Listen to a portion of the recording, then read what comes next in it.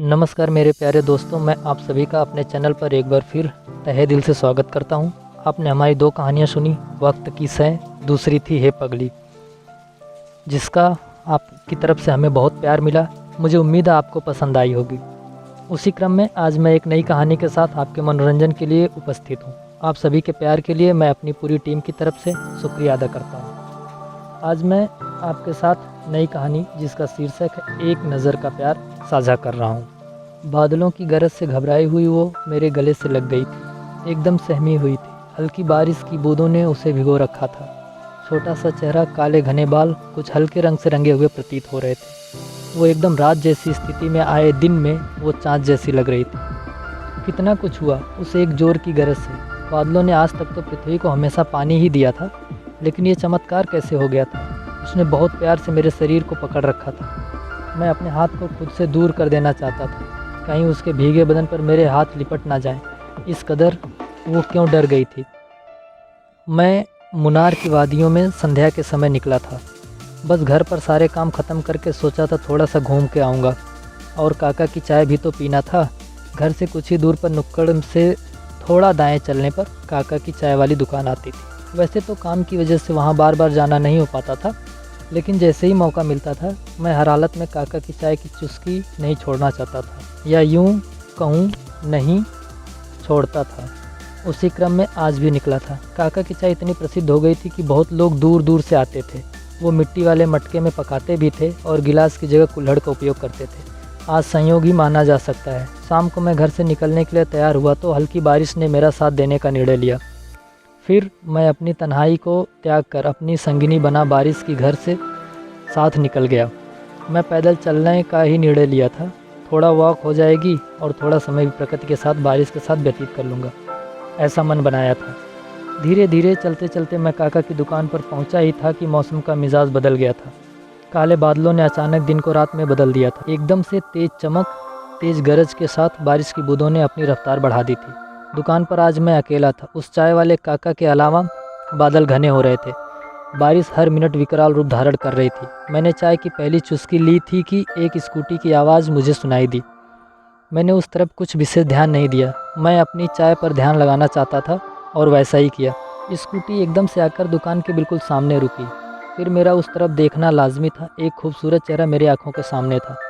बाल खुले हुए थे, हल्के आसमानी रंग का, जिस पर रंगरेज ने हल्के सफ़ेद रंग के कुछ फूल बना रखे थे। सूट पहने बिल्कुल सफ़ेद सलवार में वो मेरे सामने स्कूटी से उतरी। दुकान के उस हिस्से में जहाँ शरण ली जा सकती है उस तरफ आई। बाल आधे गले के दाईं ओर से आगे की तरफ आ रहे थे और कुछ पीछे की तरफ ही थे। भीगने की वजह से वो आपस में थोड़ा उलझे उलझे लग रहे थे। गोल चेहरा, आंखें थोड़ी सी बड़ी बड़ी जिनमें टिमटिमाने की चमक, नाक हल्की सी उभरी हुई थी। उसमें एक नन्ही सी शायद सोने की कील होगी, शोभा बढ़ा रहे थे। गालों में चिकनाहट चमक बढ़ा रहे थे। काका एक चाय देना। इतनी सुंदर और सुरीली आवाज़, स्पष्ट आवाज़, कोई शर्म नहीं, कोई डर नहीं, कुछ नहीं, एकदम दिल को छू लेने वाली थी। मैं अपनी चाय पर कम ध्यान दे पा रहा था और उसकी एक्टिविटी पर ज़्यादा। गजब का आकर्षण था, एकदम मज़ा आने जैसा। बादल तो मानो आज रुकने का नाम ही नहीं ले रहे थे। उसने अपनी चाय पीना शुरू किया। वो बिल्कुल नेक्स्ट टू मी आके खड़ी हो गई। ऐसा लग रहा था वो मेरी कंपनी थी। हमने कोई बात नहीं की। जब तक वो दूर थी मैं उसे देख रहा था, या यूं कहूँ घूर रहा था, लेकिन जब पास आ गई तो केवल तिरछी नज़र से देखने की कोशिश कर रहा था, जिसमें सिर्फ उसका बायां गाल, उस पर गीली 2-3 बाल की लटें दिख रही थी। मैं खुद को हाइड करके ऐसा कर रहा था और सोच रहा था कि ये उसको पता नहीं चलेगा। मेरी चाय ख़त्म हो गई थी और उसकी शायद होने वाली थी। मैं आगे झुककर अपना कुल्हड़ फेंकने ही वाला था कि बादल इतनी तेज़ से गरजे वो एकदम से कांप गई।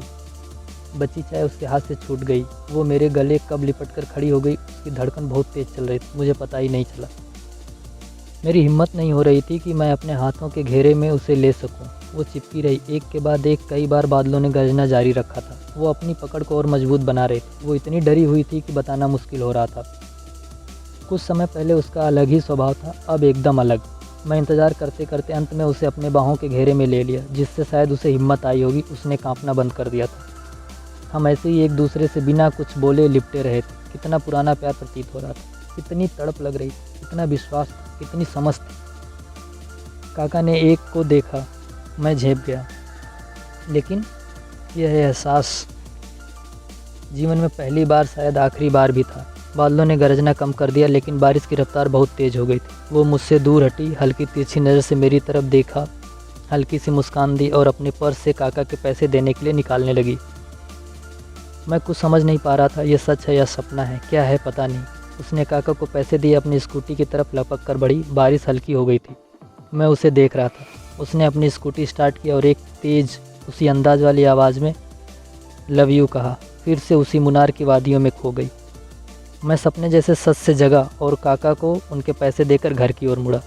आज तक जब भी मैं जाता हूँ उसी लड़की की तलाश करता हूँ, कभी तो आएगी काका के पास चाय पीने या मुझसे मिलने, मेरे गले लगने। काश एक बार फिर ऐसा होता। एक नज़र का प्यार इस कदर होता है जो अपनी छाप जीवन भर के लिए किसी के दिल में छोड़ जाता है। मुझे अब पता चला है वो कहाँ है, क्या कर रही है, कैसी है, किस दशा में है, मुझे नहीं पता, लेकिन उसके लव यू का उत्तर आज मेरे पास है, जो मैं उस समय नहीं बोल पाया था और आज देना चाहता हूँ। हे पगली, लव यू टू। दोस्तों, ये कहानी आपको कैसी लगी कमेंट करके हमें ज़रूर बताएं। आपके एक कमेंट से हमें साहस मिलता है, हमें और काम करने में जोश आता है। हम उम्मीद करते हैं कि आप हमारी बातों को समझ गए होंगे, इस कहानी को आपने एंजॉय किया होगा। आपके सपोर्ट के लिए हम आपका आभार व्यक्त करते हैं। धन्यवाद।